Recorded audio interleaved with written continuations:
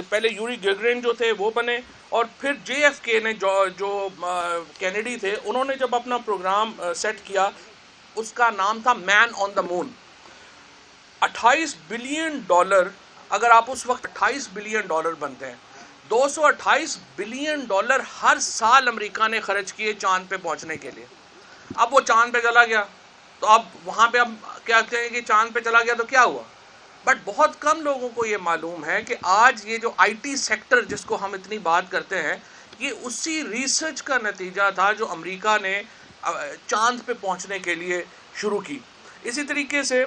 جو ہماری 747 twin jet commercial airline ہے، بوئنگ جو بنائے گئے، جہاز جو ماڈرنائز ہوئے، یہ بھی اسی ریسرچ کے نتیجے میں، سیمی کنڈکٹرز کی ایک پوری نئی انڈسٹری، یہ سارے اس مشن کے دوران آپ کو ٹیکنالوجیز ملی تھی جو کہ جے ایف کے نے شروع کیا تھا۔ اور امریکہ جب چاند کے اوپر پہنچا تو ایکچولی بالکل اس وقت انہوں نے صحیح کہا تھا کہ یہ ایک جائنٹ لیپ ہے مین کائنڈ کا،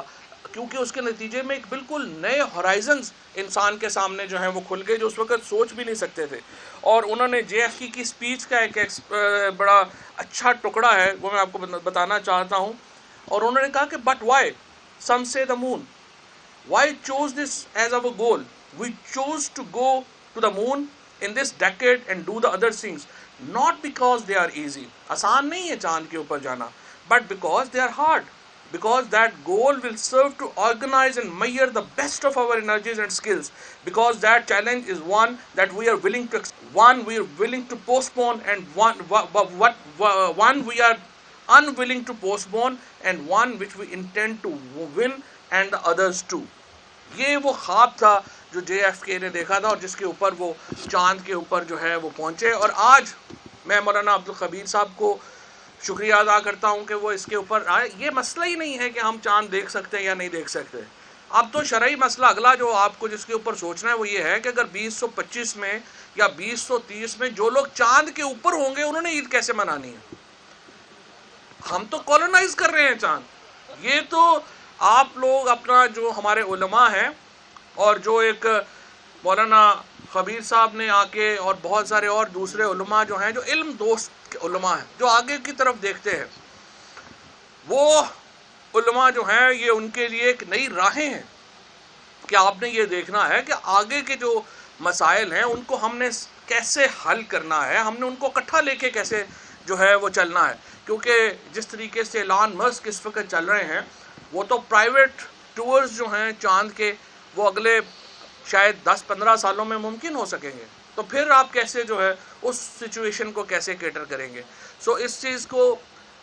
جو ٹیکنالوجی ہے، جو سائنس کی ترقی ہے، جو علم کی ترقی ہے، اسلام سے زیادہ علم دوست مذہب اور کون سا ہے؟ جس مذہب کی ابتدا ہی لفظ اقرا سے ہوئی ہو، اور جو نبی رحمت للعالمین محمد مصطفیٰ صلی اللہ علیہ وسلم خاتم النبیین جب یہ کہتے ہوں کہ آپ علم حاصل کرو چاہے تمہیں چین جانا پڑے، تو اس مذہب کو آپ ریسٹرکٹ کیسے کر سکتے ہیں؟ اس مذہب کو آپ روک کیسے سکتے ہیں کہ وہ علم اور عقل اور منطق اور دلیل سے ہٹ جائے اور ایک ایسی سوچ کو اپنا لے جس کا جدید دنیا سے کوئی تعلق نہیں ہے؟ سو ہماری بڑی ایک امید کی کرن ہے کہ اس میں ایسے علماء کی تعداد بڑھ رہی ہے جو علم کو اپنے آگے رکھتے ہیں، اور وہ لوگ جو کہ ایک پسماندہ سوچ کے حامل ہیں ان کو ڈسکریج کرنے کی ضرورت ہے، سوسائٹی کو ان کو ڈسکریج کرنے کی ضرورت ہے، اور ہمیں ایک ایسی سوسائٹی کی بنیاد رکھنی ہے جو کہ ایک آگے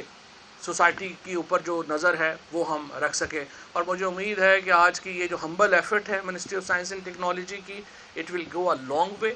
اور ہم انشاءاللہ یہ جو ہمارا عید کا یا رمضان کا جو چاند کا اس میں ہم فیسیلیٹیٹ کر پائیں گے، نہ صرف رویت حلال کمیٹی کو بلکہ وہ تمام لوگ اور بچے جو کہ اسپیس سے انٹرسٹ رکھتے ہیں وہ آ پائیں گے اور اس جگہ سے، اس رصدگاہ سے، اسپیس آبزرویٹری سے فائدہ اٹھا پائیں گے۔ once again I want to thank you Pakistan Science Foundation and CDA for bringing this project to life. Thank you very much.